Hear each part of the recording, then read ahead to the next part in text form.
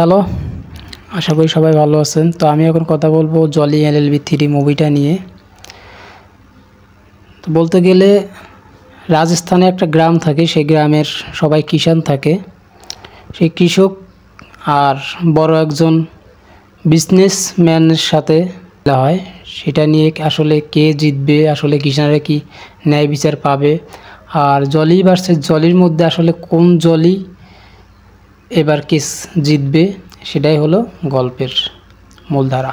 তবে হ্যাঁ, এখানে একটা কথা বলতে হয়, সেটা হচ্ছে আপনি টিজার বা ট্রেলারে যেটুকুই দেখেছেন সেটা অ্যাকচুয়ালি মুভির ফার্স্ট হাফ।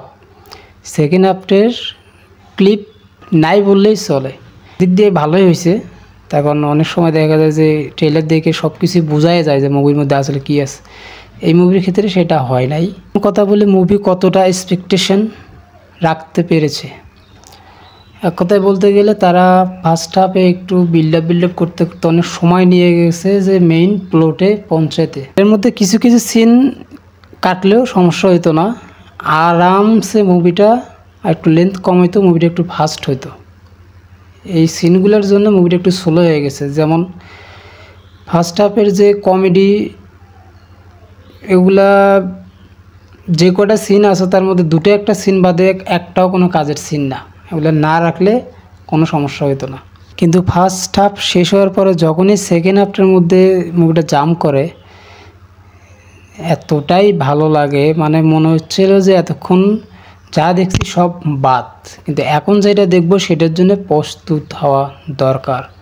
আর আমি প্রস্তুতি নিয়েও নিছিলাম। আর যেটা মেইন কথা সেটা হচ্ছে কিষানের যে কাহিনীটা আছে মুভির মধ্যে, সেটা কিন্তু একটা বাস্তব ঘটনা থেকে অনুপ্রাণিত হয়ে মুভিটা বানানো। বাস্তব একটা কাহিনীর মধ্যে যদি সিনেমেটিক কিছু ড্রামা বা ইমোশন অ্যাড করে যদি আরও প্রেজেন্ট করা যায়, তাহলে কি হতে পারে সেটা একবার ভেবে দেখুন। আর সেটাই হলো সেই মুভি, যেটা কথা আমি এখন বলছি। আর কোর্টরুমের মধ্যে যে একটা সিন আছে, যে আসলে এই মহিলার আমি নাম জানি না, তার চোখে মুখে পুরা অ্যাক্টিং দিয়ে ভরা।